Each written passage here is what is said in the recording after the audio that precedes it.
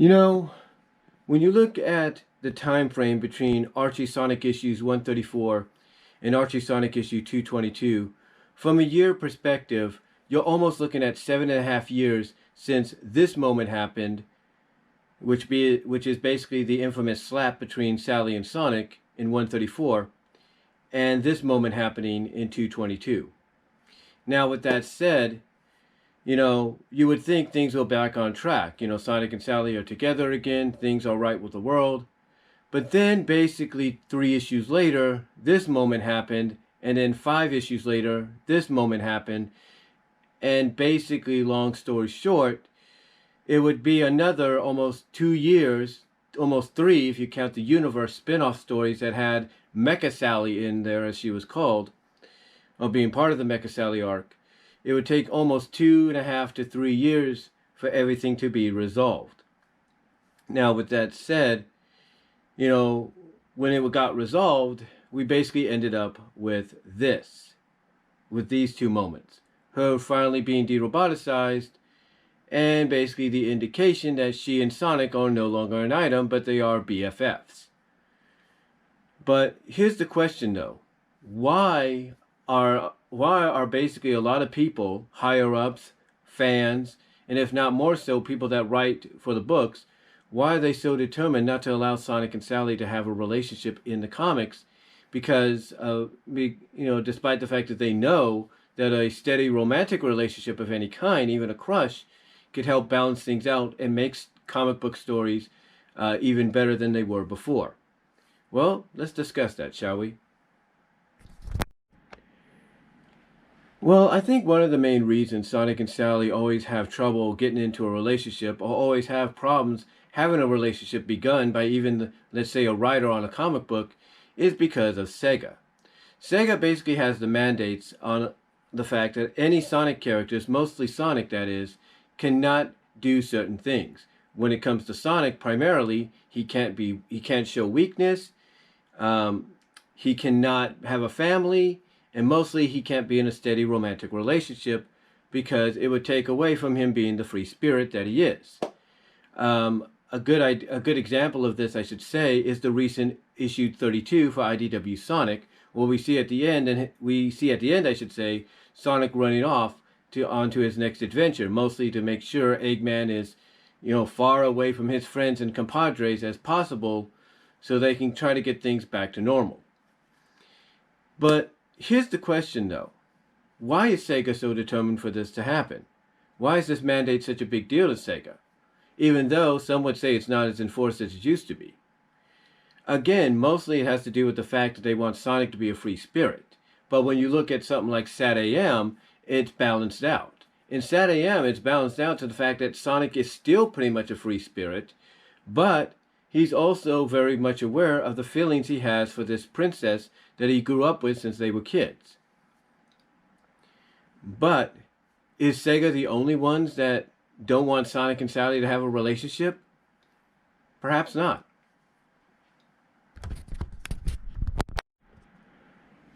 Another prime example of, folks not wanting Sonic and Sally to be written into a steady relationship when it came to the Archie books would be the writers themselves.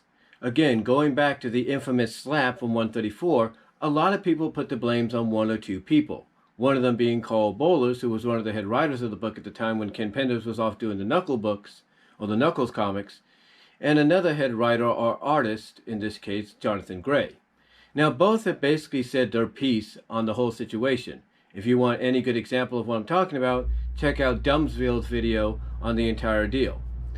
But basically, both kind of put the blame on each other or have their own kind of alibi as to what exactly happened and how it occurred.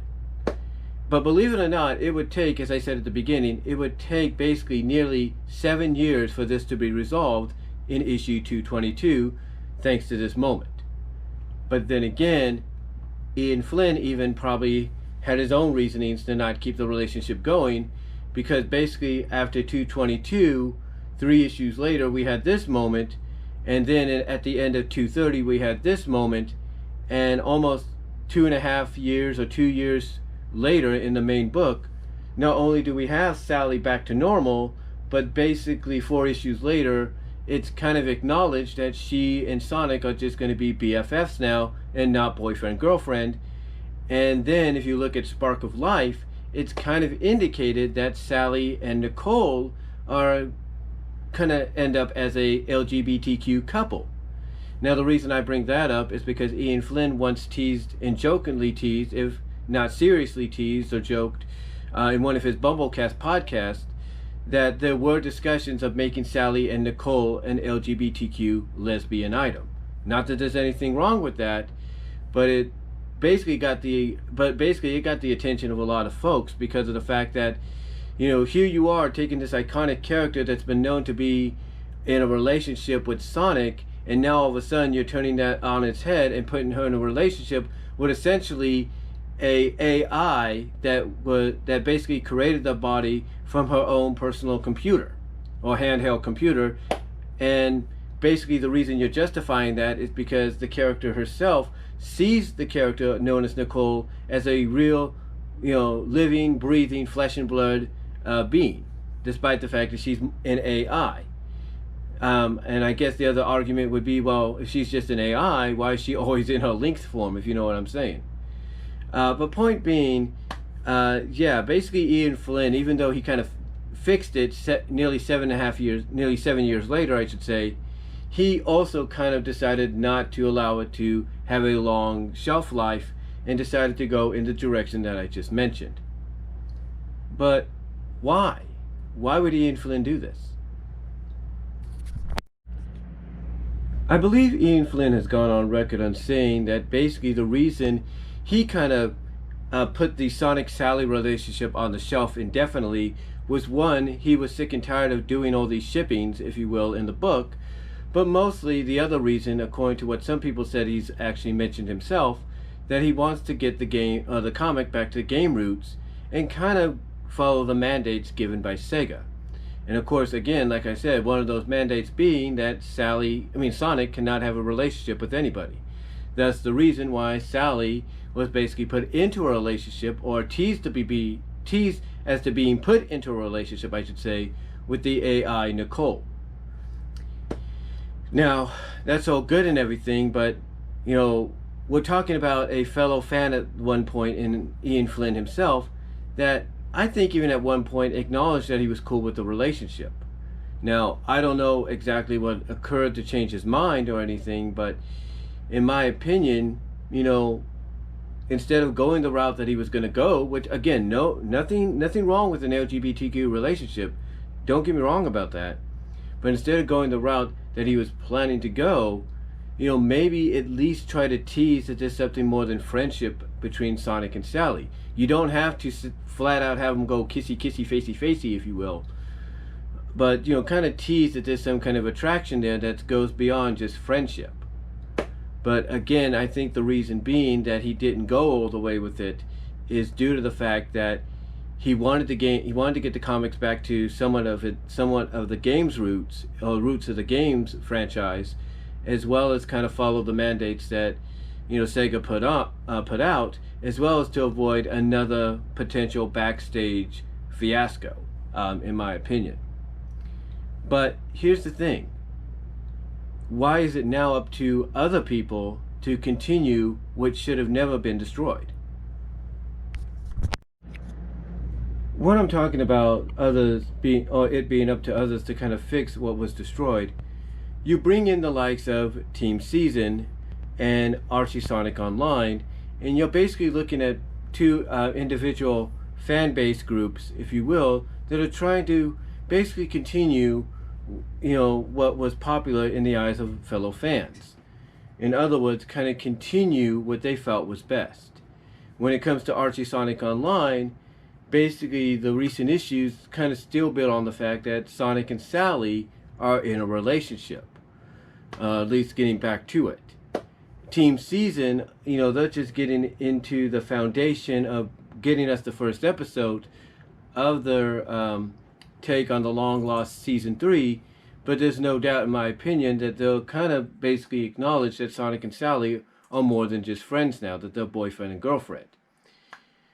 But here's the question: why is it now up to them and others like those that do the Sonic Legacy or Sonic Missing Links books, or fan works, if you will, why is it up to them to make all this happen? It's mostly because of the fact that, well, they realize that outside of official licensed companies like, Archie, IDW, Deke Entertainment, whatever, they realize that as fans, they have a little bit more free will. They have a little bit more, leeway, or not, if not a lot more leeway and free will than those that work at these various companies that are limited by the mandates. So in other words, those at the RCSonic Online and those at Team Season realize, hey, we don't have to worry about, Sega really coming down our throats, because these are actually fan projects, and there's nothing against, doing whatever we want with a fan project, especially if we're creating it for the fans to enjoy, or we're creating it to continue where we feel the comic or the show left off on. So, yeah, basically, when it comes to individual groups like them and others, it's mainly the fact that they kind of take the task of repairing what was destroyed or removed, is because they feel there's always something there for it to be built upon. And when it comes to, let's say, acknowledging Sonic and Sally's relationship, they're gonna find a way. I mean, when Sally gets de-roboticized in issue 250 of the RCSonic Online continuation of the Archie book, pre-Sonic Genesis wave, if you will, they have Sonic and Sally embrace each other and are next to each other for most of the time, basically indicating that they're still an item, they're still a couple. Again, I don't know what Team Season's got planned for the rest of that first episode they're working on, but the thing is, there's no doubt that they're going to acknowledge Sonic and Sally's relationship. I mean, heck, the first thing they utilized to kind of promote the fact that they got this project going and they want to make it a reality is Sonic and Sally. They're the first ones that you see in an animation, almost fully animation style, of what you could end up probably getting with the new Team Season final project when it comes to, let's say, the first episode or the pilot for the last season.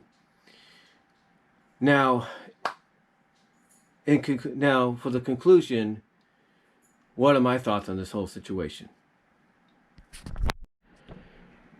My thoughts overall as a longtime Sonic fan, especially a longtime subscriber of the Archie book before it was canceled, is I feel none of this should have happened. I don't think, in a sense, that neither Karl Bollers or Ian Flynn or even Ken Penders in between needed to go the routes that they did. Now, I give credit to Ken and Ian for trying to at least repair what was damaged in 134. But even with that, I cannot give him full credit, because Ian Flynn mostly, even though he did what he could to kind of rebuild and reestablish the relationship between the two, he ended up basically destroying it, if you will, 2 to 5 issues later, and he never allowed it to get rebuilt after that. Again, his main plan that he was teasing that they were thinking about doing was putting Sally with Nicole, which, again, nothing against that. It's just, really, you're going to take this iconic character that's been in a relationship with Sega's mascot in this comic for as long as the comic's been around, and now you're going to put her with Nicole, even after teasing the fact through other authors or other writers of her being interested or finding an attractiveness in other male characters like Ken Khan, Monkey Khan, and Jeffrey St. John. The point being, ladies and gentlemen, is, in my opinion, none of this should have ever happened.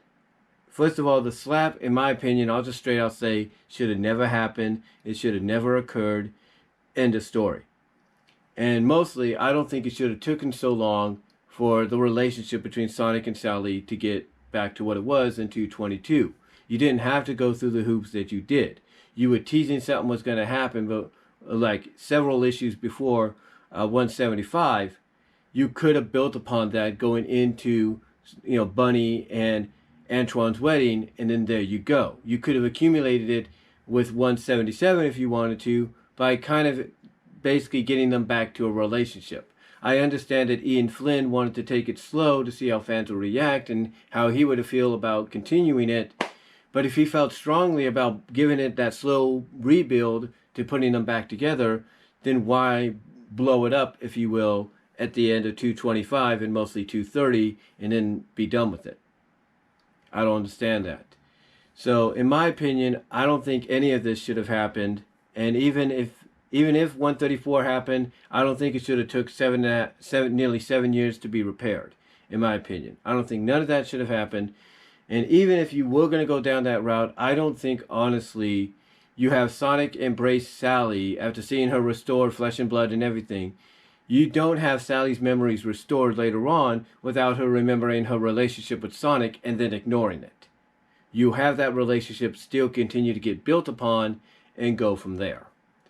But that's just my overall thoughts in closing, guys. So with that said, let me know what you all think down below. Comment if you like. I know I kind of made it sound like I stuttered or went all over the place here. But let me know what you guys all think down below. Comment if you like. And I will talk to you all later. Thank you all for watching. Peace out.